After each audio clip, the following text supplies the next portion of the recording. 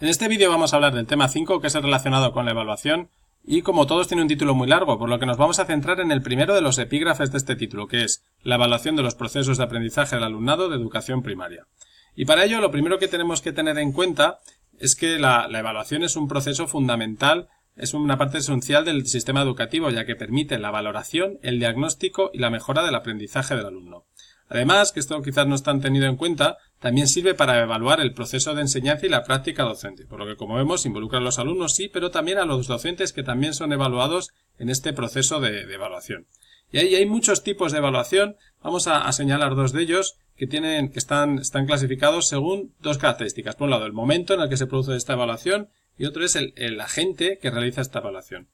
El primero de ellos, el del momento en el que se realiza la evaluación, pues nos responde a la pregunta de ¿cuándo se está evaluando? Y para ello podemos establecer tres tipos de evaluación diferentes dependiendo de cuándo evalúo. Si hago una evaluación al principio, lo que se denomina la evaluación diagnóstica o inicial, pues se realiza antes de iniciar el proceso de enseñanza o aprendizaje. Y sirve pues para verificar el nivel de preparación del alumnado, detectar problemas que me puedan dificultar conseguir los objetivos que tenga previstos. Además, también me sirve para intentar localizar qué objetivos ya están dominados por este alumnado, por lo que no sería necesario reforzarlos y puedo empezar más adelante.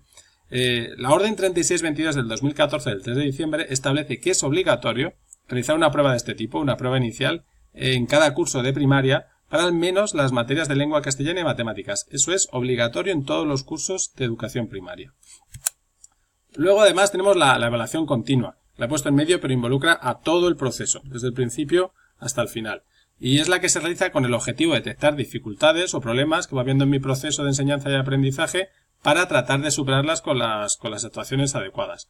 Pues para ello lo que hacemos es recoger información durante todo el proceso de enseñanza, en el día a día en el aula, y se intenta detectar las dificultades que se están produciendo en este proceso. Con esta información, pues lo que hacemos es intentar mejorar este proceso.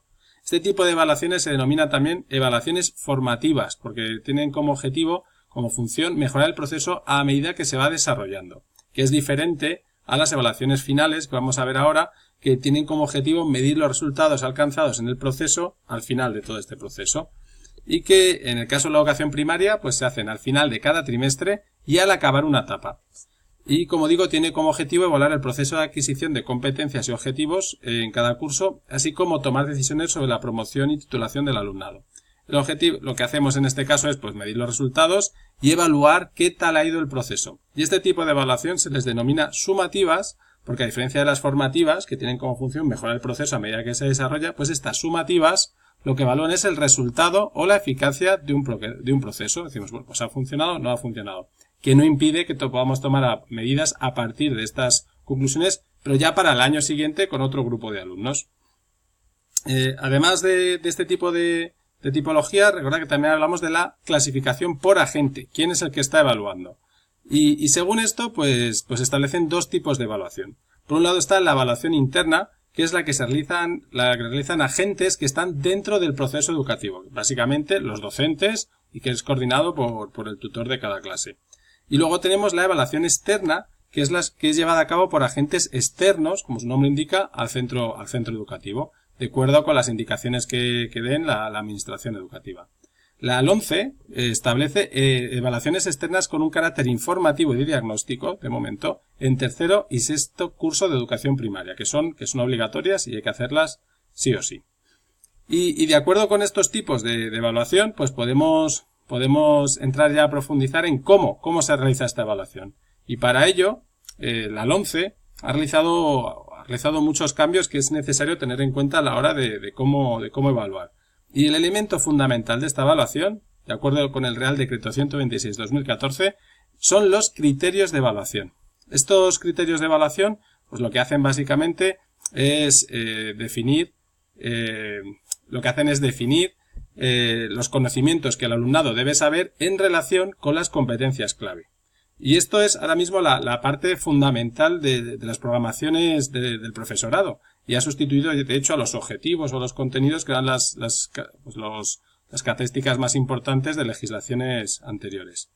Estos criterios de evaluación se concretan en una en un elemento nuevo, un elemento de evaluación nuevo que se crea en la LOMCE, que son los estándares de aprendizaje. O sea, los criterios de evaluación se concretan en diferentes estándares de aprendizaje. Y estos estándares, pues lo que determinan es, estas especificaciones lo que permiten es definir los resultados del aprendizaje y concretan lo que el alumno sabe, comprende y sabe hacer en cada asignatura, determinando hasta qué punto se logra o no. Y para determinar cuánto se logra o no, pues se generan los indicadores de logro. Esto es muy sencillo. Bueno, muy sencillo. No es sencillo, pero como es, yo establezco un criterio de evaluación. Para que cada uno de esos criterios de evaluación determino concreto unos estándares de aprendizaje muy concreto. El alumno sabe hacer esto, el alumno puede hacer esto, el alumno conoce esto. Y para cada uno de esos estándares determino indicador de logro. Sí, no, bien, muy bien, regular, etcétera.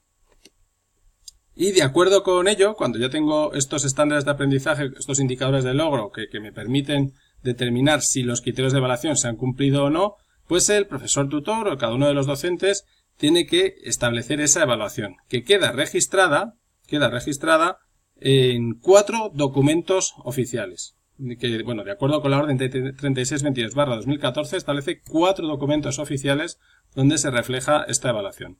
Por un lado tenemos el expediente académico, que es el documento identificativo fundamental de cualquier alumno. Se crea cuando empieza el ciclo educativo e incluye todos los datos de la evaluación inicial que se realiza a los alumnos, toda la información relativa a su escolarización en educación infantil y los datos médicos y psicopedagógicos que se consideren relevantes. Una vez abierto, cuando ya se ha abierto este expediente, se va cumplimentando al finalizar cada curso con los resultados de todas las evaluaciones, las propuestas de promoción y titulación, y si procede, pues las medidas de atención a la diversidad o adaptaciones curriculares, como digo, siempre que sean necesarias. Luego el siguiente documento oficial es el historial académico, que es un documento acreditativo de los estudios. O sea, si tú tienes que acreditar que has llegado a tal curso, que pues, cambias de colegio y tienes que acreditar que has acabado cuarto de primaria, este es el documento que debes enseñar. Y se entrega a las familias al finalizar el ciclo o cuando hay un traslado. Desde que trasladarte de centro, pues acreditas tu expediente académico a través de este historial académico. El expediente no te lo entregan, este es el historial que tú puedes acceder. La información que incluye pues es toda la relacionada con la evaluación, las medidas obtenidas, las áreas cursadas, la promoción, etcétera. Además de la medida de apoyo y refuerzo que hayan sido necesarias para cada alumno y si había algún traslado pues también queda ahí reflejado. Otro documento es la acta de evaluación, que en vez de ser un documento de evaluación individual como los dos anteriores, es un documento de evaluación grupal, es para toda la clase, para todo el grupo. Y es pues como pone aquí, el resumen de evaluación de toda una clase. Básicamente es un listado en el que figuran todos los alumnos y se indican las calificaciones que han obtenido en cada área. Además se indica si promociona o no promociona y con unos simbolitos sin detallar se indica si recibe medidas de refuerzo o si recibe o no medidas de adaptación significativa. Y por último, el cuarto documento oficial que tenemos es el informe final de etapa, que en este informe final de etapa se elabora al finalizar la educación primaria e incluye pues un informe que elabora el tutor sobre el grado de adquisición de los conocimientos y también con la información relacionada con el nivel de la prueba externa de sexto de primaria. Se facilita para que la dispongan las familias y los alumnos en este caso. Y con esto, pues concluimos este vídeo y seguiremos hablando de las características, estrategias, técnicas e instrumentos de evaluación en el próximo. Muchas gracias.